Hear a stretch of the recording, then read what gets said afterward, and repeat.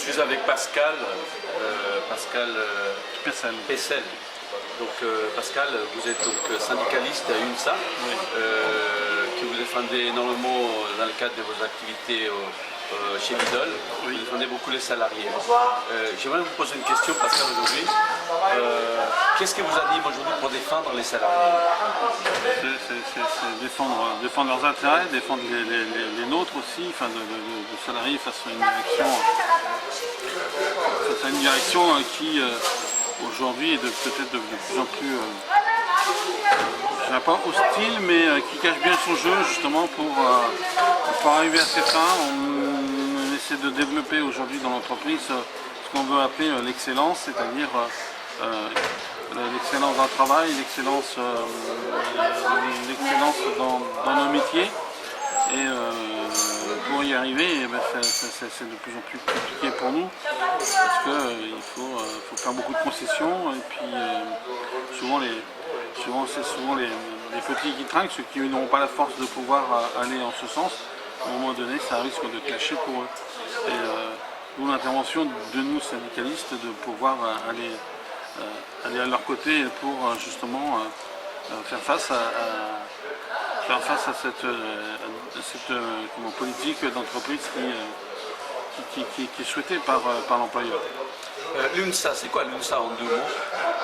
Chez nous à Lidl, au niveau national, c'est un syndicat représentatif tel qu'on le conçoit par rapport aux autres organisations syndicales, CGT, CFDT, CFTC, CGC et puis FO. Mais nous, dans l'entreprise, il est devenu représentatif par le biais des élections professionnelles. Actuellement, en très peu de temps, il est devenu le numéro 1 dans l'entreprise à Lidl en termes de voix par rapport aux élections professionnelles. Et depuis les dernières élections qui ont pu avoir lieu en juin dernier, c'est le syndicat qui est peut-être plus à leur écoute, plus à défendre les intérêts des salariés. On est souvent confronté aux avocats comme cet après-midi où j'ai pu plaider dans une affaire contre l'entreprise pour défendre les intérêts d'un salarié. On est beaucoup justement dans la défense prud'homale, ce que n'arrivent pas à faire les autres organisations syndicales dans l'entreprise, et ce qui nous vaut peut-être à nous, par rapport aux salariés, une certaine confiance. Deuxième question que je vais vous poser, Lidl, est-il un employeur comme les autres ou est-ce qu'il y a une spécificité de Lidl? Je sais pas si vous avez une certaine expérience quand même chez Lidl. Ça a été, il y a eu des moments fastes, il y a eu des moments plus difficiles. On redevient sur des moments un peu plus difficiles. Il y a eu pendant plusieurs années beaucoup de pression qui a été mise sur les gens. Parce que tout ce qu'on veut, c'est déployer donc, la productivité. Donc tout est une question d'argent finalement. Développer le chiffre d'affaires, développer la productivité, limiter ce qu'on appelle des marques inconnues et connues par les pertes dans les magasins.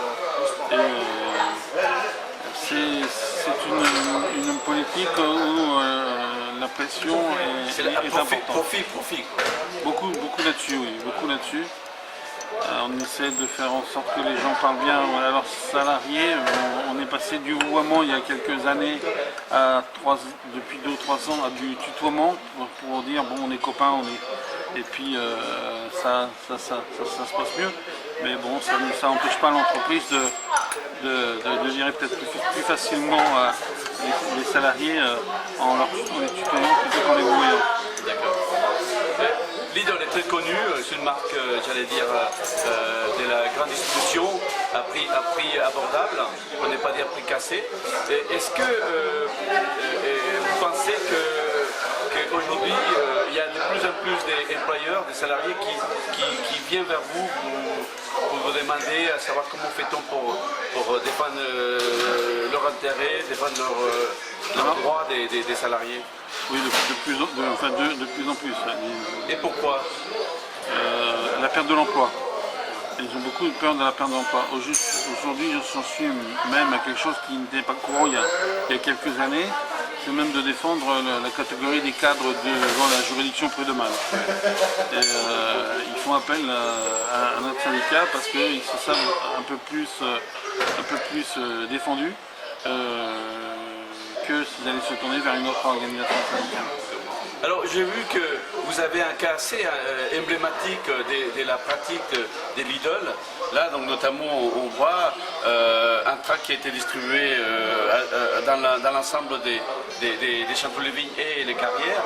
Donc expliquez-moi, c'est donc un chef de magasin séquestré. Pourquoi est-ce qu'il y a eu l'essai? On l'a forcé à faire une lettre. Ouais, il faut que je fasse attention à ce que je dis parce que ça pourrait être interprété. Bon, prenez les termes de tract. Mais en tout cas, c'est un collègue de travail, je suis chef de magasin aussi, à qui on a demandé de venir en direction régionale pour lui extorquer, et le mot n'est pas fort, une attestation. Après, on peut jouer sur les mots en disant est-ce qu'il a été séquestré, est-ce qu'il a été retenu, est-ce que c'était une garde à vue.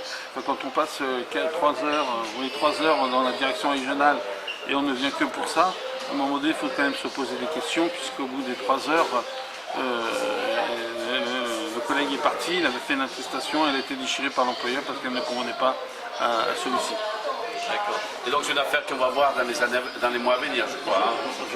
Je pense, en tout cas, il est question d'un SMS d'un responsable de vente régional qui aurait envoyé donc, un de ses subordonnés un SMS un peu ravageur qui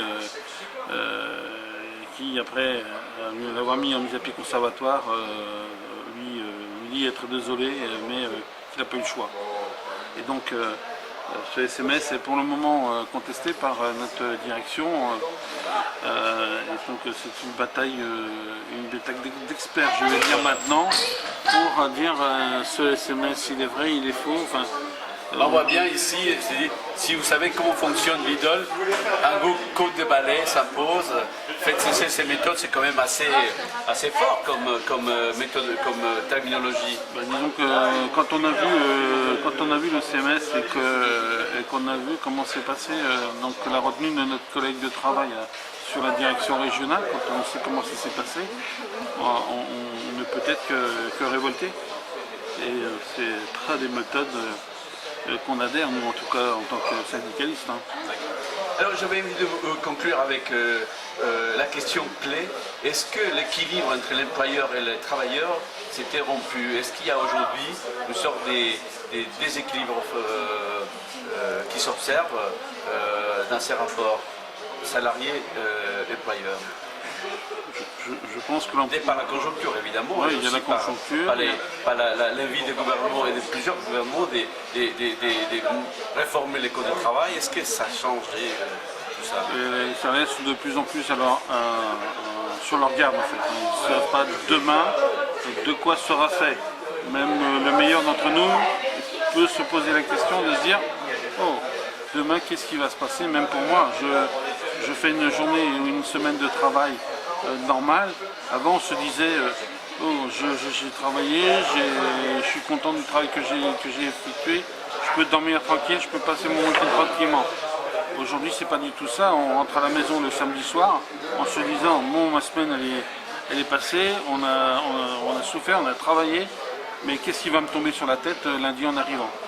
On arrive au boulot lundi, peur dans le ventre. Un peu la peur, beaucoup de gens ont la peur. C'est le stress, la peur la perte de l'emploi, je crois quand même, qui est forte. Hein. Qui est forte. Et évidemment, l'employeur joue là-dessus pour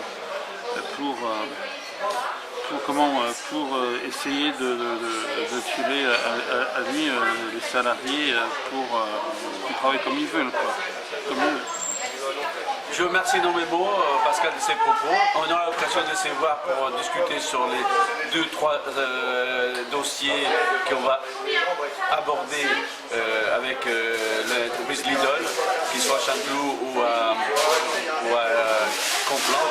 On aura l'occasion de revenir sur ce dossier avec vous. Pourquoi pas.